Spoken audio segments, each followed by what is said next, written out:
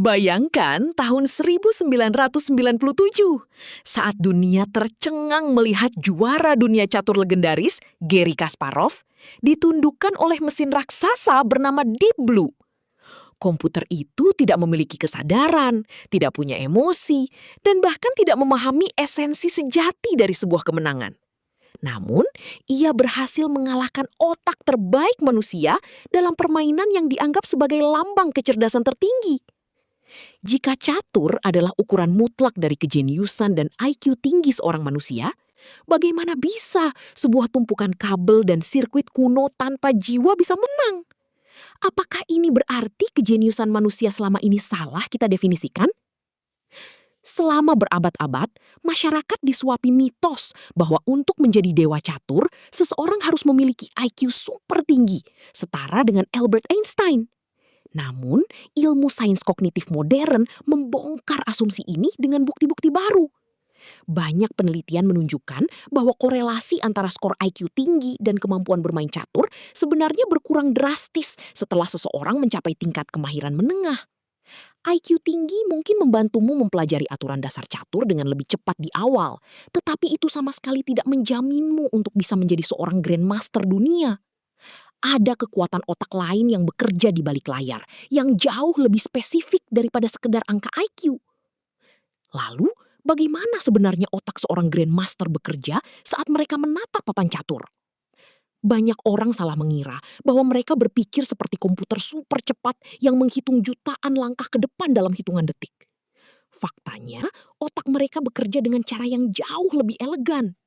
Otak seorang grandmaster lebih mirip dengan seorang pustakawan yang sangat efisien dan memiliki organisasi luar biasa. Alih-alih menghitung ulang setiap kemungkinan langkah dari nol secara melelahkan, mereka langsung berjalan ke rak memori tertentu di otak mereka, mengambil buku taktik yang tepat, dan menerapkan solusinya dalam hitungan milidetik. Semuanya berkat sistem pengarsipan mental yang luar biasa rapi. Dalam psikologi kognitif, rahasia kehebatan ini disebut dengan istilah chunking atau teknik pengelompokan informasi. Orang biasa melihat papan catur sebagai 32 bidak individual yang membingungkan dan acak. Namun, seorang ahli melihatnya dalam kelompok-kelompok kecil pola taktis yang sudah sangat akrab bagi mereka. Mereka tidak lagi melihat sebuah pion di petak tertentu dan menteri di petak lainnya secara terpisah, melainkan langsung melihat satu kesatuan ancaman atau pertahanan utuh. Otak mereka telah melatih diri selama puluhan ribu jam untuk mengenali puluhan ribu pola ini secara otomatis tanpa perlu membuang energi berpikir keras. Mitos tentang kekuatan otak super grandmaster ini berhasil dibuktikan melalui eksperimen klasik yang dirancang oleh psikolog Adrian de Groot. Ketika para grandmaster dan pemain amatir diminta melihat papan catur dari permainan nyata selama beberapa detik saja, para grandmaster mampu menyusun kembali seluruh posisi bidak dengan akurasi hampir 100%. Namun, kejutan terjadi saat bidak-bidak catur tersebut diletakkan secara acak tanpa logika permainan. Kehebatan ingatan para grandmaster langsung lenyap seketika. Mereka menjadi sama buruknya dengan pemain amatir. Ini membuktikan bahwa ingatan hebat mereka bukanlah memori fotografis umum, melainkan ingatan spesifik yang sangat bergantung pada pemahaman pola catur yang logis. Fenomena inilah yang menjelaskan mengapa anak-anak kecil, bahkan yang secara akademis belum matang, bisa mengalahkan grandmaster dewasa yang jauh lebih berpengalaman. Otak anak-anak memiliki tingkat neuroplastisitas yang luar biasa tinggi. Mereka bagaikan spons biologis yang mampu menyerap pola-pola rumit dengan kecepatan yang tidak bisa ditandingi oleh orang dewasa. Jika seorang anak mulai berlatih catur secara intensif sejak usia dini, otak mereka secara harfiah membangun jalur syaraf khusus yang didedikasikan sepenuhnya untuk mengenali pola catur secara instan. Mereka tidak memerlukan IQ tinggi untuk memahami fisika kuantum. Mereka hanya membutuhkan memori visual yang terlatih untuk mendeteksi kelemahan lawan. Perbedaan terbesar antara cara berpikir komputer dan manusia terletak pada efisiensinya. Mesin catur modern seperti Stockfish menggunakan metode brute force. Mereka menghitung hingga puluhan juta kemungkinan posisi per detik untuk menemukan langkah terbaik. Otak manusia jelas tidak mampu melakukan kalkulasi brutal seperti itu.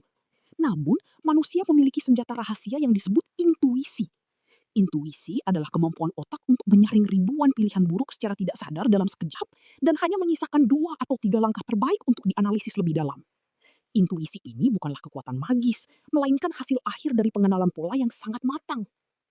Pada akhirnya, kemampuan bermain catur bukanlah tolok ukur tunggal dari kecerdasan manusia yang begitu luas dan tak terbatas. Menjadi juara catur hanya berarti Anda telah berhasil membangun sistem pengenalan pola yang sangat terspesialisasi dan terlatih pada papan berukuran 8 kali 8 petak.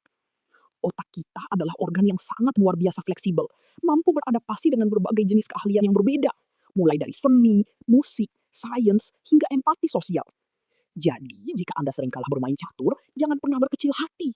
Itu bukan tanda bahwa Anda tidak cerdas. Itu hanya berarti pustakawan di dalam otak Anda belum sempat menata buku-buku catur tersebut di raknya.